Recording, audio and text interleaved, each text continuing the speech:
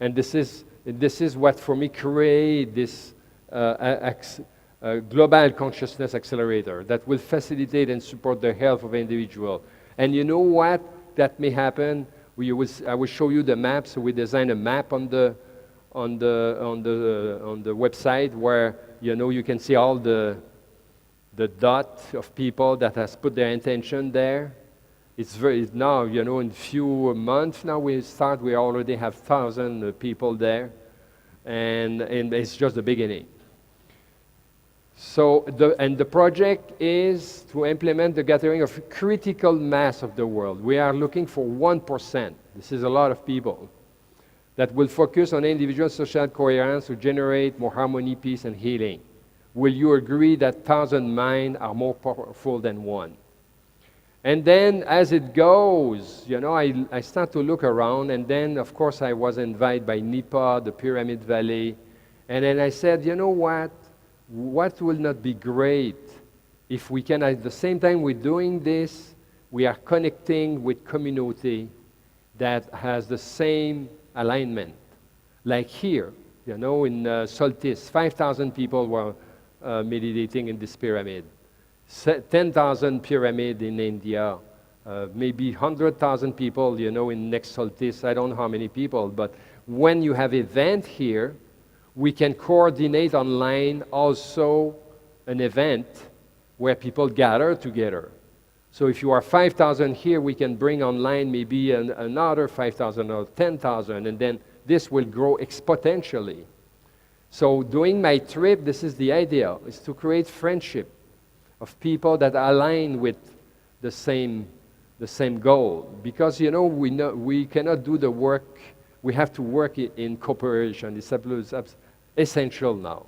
There is no more time now for debate about what kind of religion and this and that. We need all together to align with a positive vision, outcome of the universe.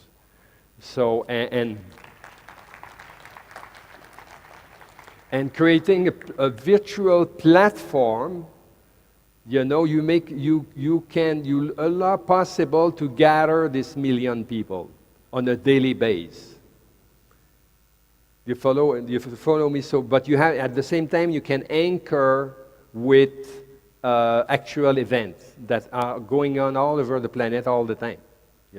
I was invited 2 days ago to the other society. They have an event, I think, in spring. They expect 300,000 people. So more we will have numbers, and what will happen, there will be a outcome of this. And spontaneous healing, that we have spoke about it yesterday, healing that's happened and you don't know why, will happen because people put out there their intention, and for their intention they put 1,000 other people, send the positive. So, I would be very, let's wait, what will happen with this. So, this is what is this vision of quantum medicine, what we speak about, during these days.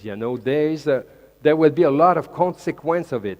We are speaking about reforming the healthcare, but it's also reforming all the strata of the society. And Dr. Goswami himself, quantum activist, is speaking how we can reform economy, how we can reform psychology, all the domain of spirituality. Because we will realize that it's not necessarily the content, but it's how you look at things that make a difference.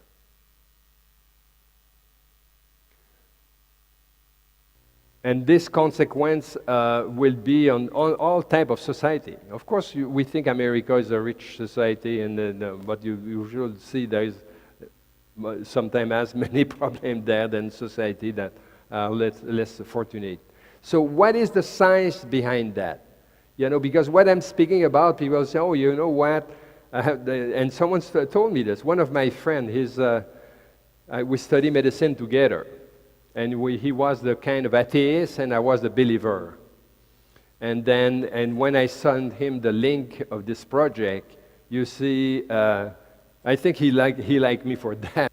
You're totally crazy, it's the weirdest thing I never heard. But then later on, he posts on his Facebook, you know, I was all the time a Cartesian, but here's my friend that see things differently. He said, check that, you know. So, but I don't have time to argue and try to convince him. But the science is there. You heard about Lynn Mitigat, right? You read her book, The Field, The Bound, and the other one.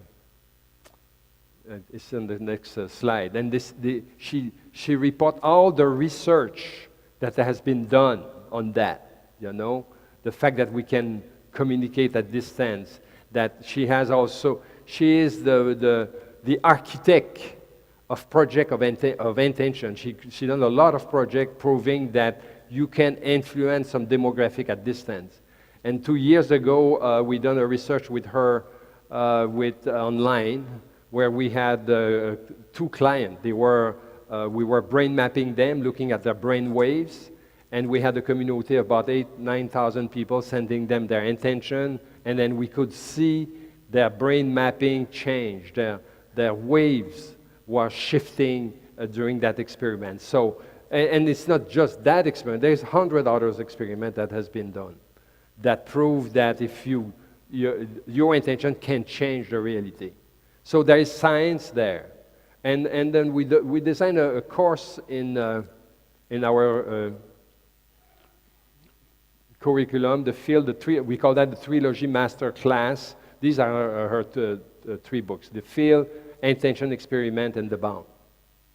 And so learning is very important, because here it's easy to be convinced. We all think the same way, but when you start to learn.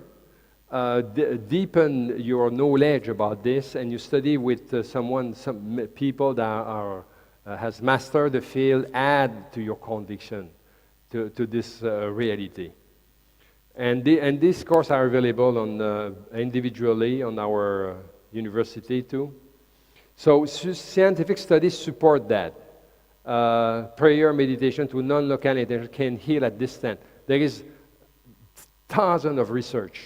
And I will list some of them. Coleridge, critical, and the critical mass. The one who started the idea of 1% was Maharishi Mahesh Yogi. I don't know if you remember that. He was trying to gather 1%, and he done some research in Chicago on the crime.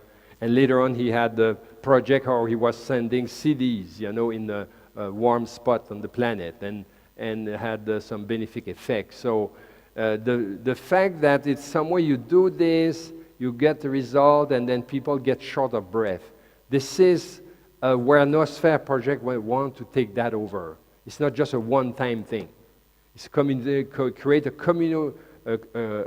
an active community that gather. You don't have to be there a long time, 5 minutes, and then it adds. So 50 scientific research past 25 years confirm that. And here are some of the reference.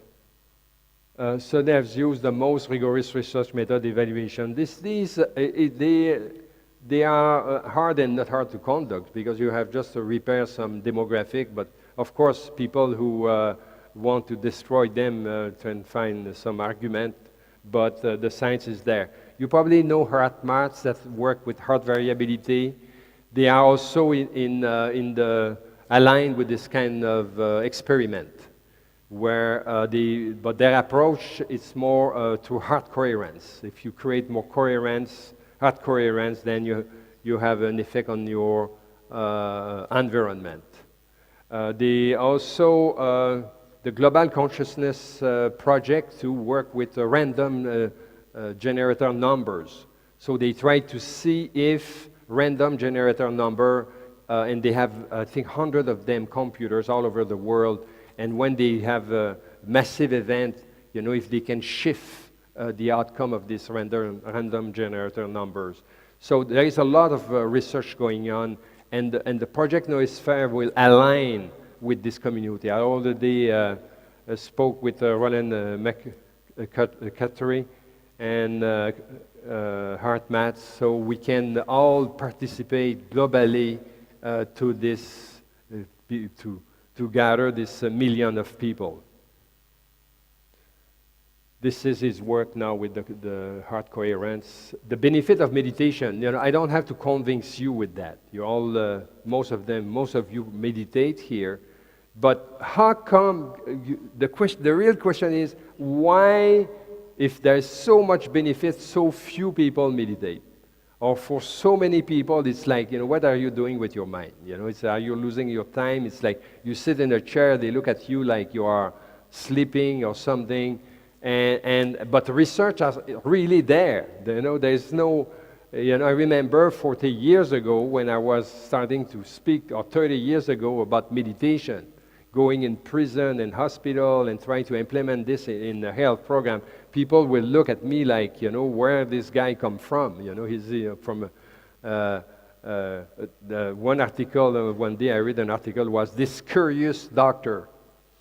But now this is not the same thing now. People go do yoga. In America, yoga has become very popular, but doesn't mean they have really understood all the consciousness or the metaphysics behind, but at least it's there. But meditation, it's incredible, all the studies and the benefit that has been associated with it, from depression, reducing anxiety. I don't want to read all this. There's a huge list here. Increasing focus attention, slowing aging, effect on the blood pressure, addiction, and so on. This is it's kind of a panacea for everything, and improve the focus, improve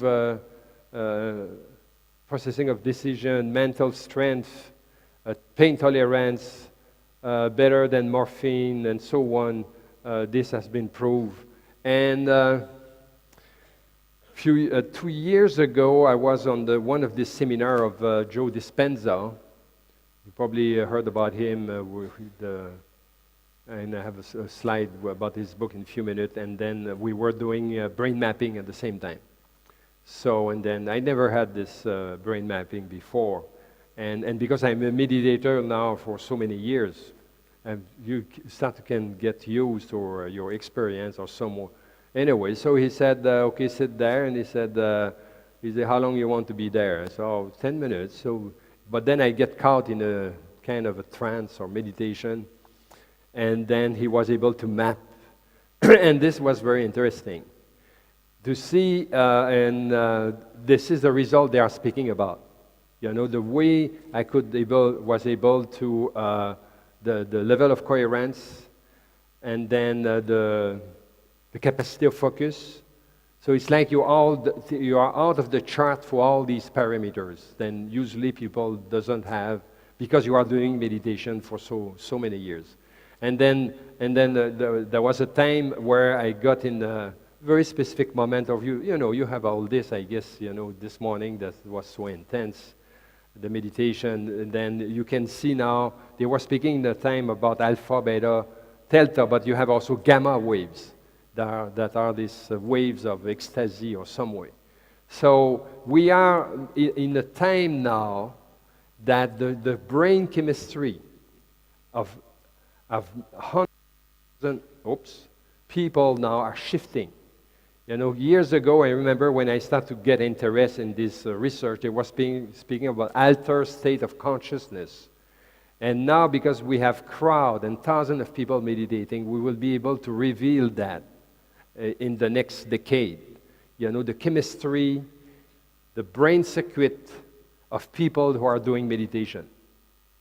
And this is scientific. You cannot measure consciousness. It's non-local. And I learned that from Dr. Goswami. I see him in the crowd now. But indirectly, you can have this indirect measurement where you look at the blood and you see the morphology of the blood changing, becoming less oxidative and more coherent, the same way the brain mapping. And this is no discussion there, And the question will be not the content of what you are agree or not agree, but how your brain is wired. And I'm coming next on that. And this is where is our real challenge. It's to rewire the brain of collectivity. It's not brainwash. It's not, when you get in a mode where anger and killing and solving, there is also chemistry that goes with it. So when we're speaking about this 1% of population, will come effect of spontaneous healing, but also a generation of people that rewire their brain with new ability, new capacity, new intuition, inner vision. Meditation helps also locate the limited brain resource, improve visual spatial processing. I remember when I came back from Switzerland in 78, 79, I was with Maharishi in Switzerland. That was a project of a year, and we were doing intense meditation. That's 4 hours a day. And before I left, I was working in emergency room. I said, you know what, I come back, I will be totally out space, and how can I will be able to do my work and so on. When I get back a year after, my reflex, my acuity, when I was doing microsurgery and so on, was more efficient, more precise than before. So I could experiment that. Capacity to deal with stress, fostering creativity to reduce the risk of heart disease, gene. I don't want to read all this, but you can see there is hundreds of benefits. Why so little people are interested? It's because they don't know. Why they say what you're doing is not scientific. There is a lot of science, and it's building.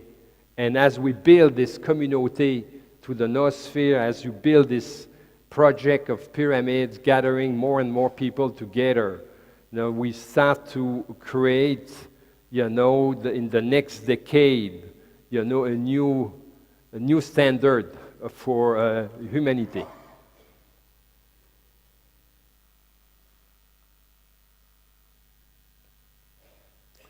So, shifting the person, we're speaking about science, there is a lot of science about intention, there is a lot of science about how to meditate, and here comes Dr. Amit Goswami, who also has in some way lay out the foundation, because this is how start science.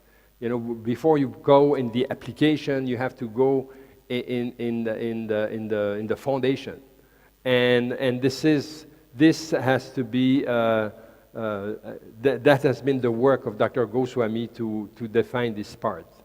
So now let's get another researcher, Rupert Schuldberg. I tried to bring some research or some angle to this project of Noosphere where we can that support the reality of it. Rupert Schuldberg was, as I said yesterday, the one who came with this reality of morphogenetic field and also morphoresonance. That information can be communicated from one place to another without any signal. Remember this example about the monkeys on an island that learned this habit, and then monkeys at distance that even there was a communication adapt the same behavior. This is what he called morphoresonance. So, and this has to do with Noosphere. So if we gathering millions of people together doing meditation, do you think that will not have also an impact on the evolution of humanity? Genes also, I think I heard many conferences, they speak a lot about it, biology of belief, how we can change the outcome of our genetics by our belief. But belief become not a belief anymore when you do meditation. It become more an awareness. It become more an experience. Faith fade, when you start to meditate, because you open your inner vision to this other reality. That when you don't have this vision, you need faith. It's like you try to believe in something that is far from you. More you meditate, more the inner vision become real. So another one that has impact our society, and it belongs to your nation here, to the country, is Gandhi, and you probably know him more than I. And that was in some way his philosophy. In a gentle way, you can shake the world. You know, you think we will achieve peace through talking, through diplomacy, to war, to, you know, you bomb me and I bomb you back, or, you know, and this man alone changed the direction of a nation. But we are, of course, everybody will say we are not Gandhi, but what about 1,000 of us? Do you think if we, and this is what I said, one Gandhi, 1,000 of us may probably be the equivalent of one Gandhi, right? If we are 1,000 meditating together, since we are not saint and perfect, maybe you can. So, to can achieve the result of one, then we will need 70,000 more Gandhi to turn individual and society toward greater health and coherence. The 1% of the planet is 70,000 Gandhi, another one 70,000 multiplied by 1,000. So this is the one.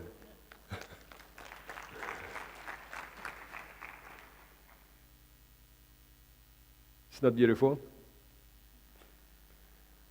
Knowledge is a driving force that has been a major factor in the evolution of society. Civilizations are born and shaped through their innovative thinking and technology. Unfortunately, some have also disappeared to the mistake idea and wrongdoing.